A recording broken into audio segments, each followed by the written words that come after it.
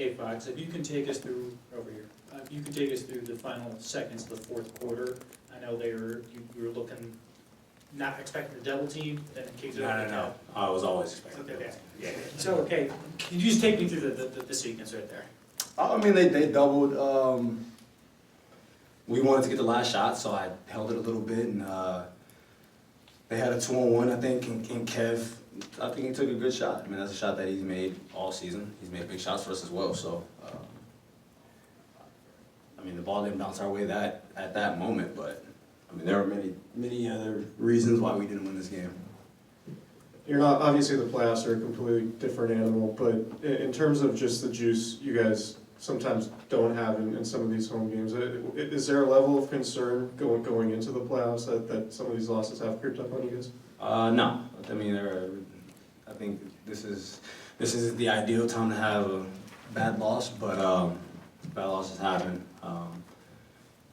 We should have done a whole lot better. I mean, I don't know how many times this team has scored 140 points, even with overtime included, but you know, we have to be much better on that end, and we can't keep talking about that.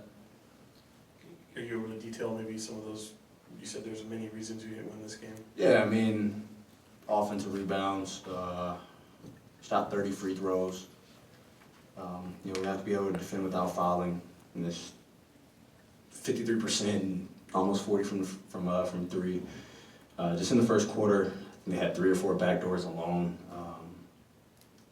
Scored 30 in every quarter but the fourth, and 19 points in 5 minutes of overtime. So I mean, we have to be able to get stops, and that's where our season's gonna hang. And do you feel like there's, you know, obviously as the season winds down, the regular portion of it, you're going to see a lot of teams that maybe the personnel aren't as known as some of the ones that you normally go up against. Does that play a role in some of these games? I mean, I think it's human nature, but you still want to go out there and compete at the highest level that you can. I mean, those are still pros at the end of the day. They might not have been in the NBA, you know, 2 weeks ago, but they were playing high-level basketball somewhere. So you're always going to go out there and you're going to play against professional basketball players, and you have to be able to go out there, no matter who it is, if it's one of the best players in the world, or if it's someone who, you know, is getting their shot. They're coming out there to play hard. They're coming out there to prove that they deserve to stay in this league. So you always have to step out there and be ready. Fox, you guys have kind of gone back and forth on the defense where, like Mike says a lot, you guys have shown you can do it, but is this one of those kind of alarm bell moments for you guys where it just becomes apparent that there's a lot of work to do there before you go into the playoffs? I mean, the alarm's been going off for a long time, so at some point we got to stop it. Yeah, Darren, just at home, you guys seem to have struggled this season. I mean, you guys are 10 games over on the road. What is it that's been different for you? Mike mentioned that you guys are maybe a little more locked in on the road than at home, but what do you see? I mean, obviously on the road, you know, you have to bring your own juice, no matter how many Kings fans we have in most arenas.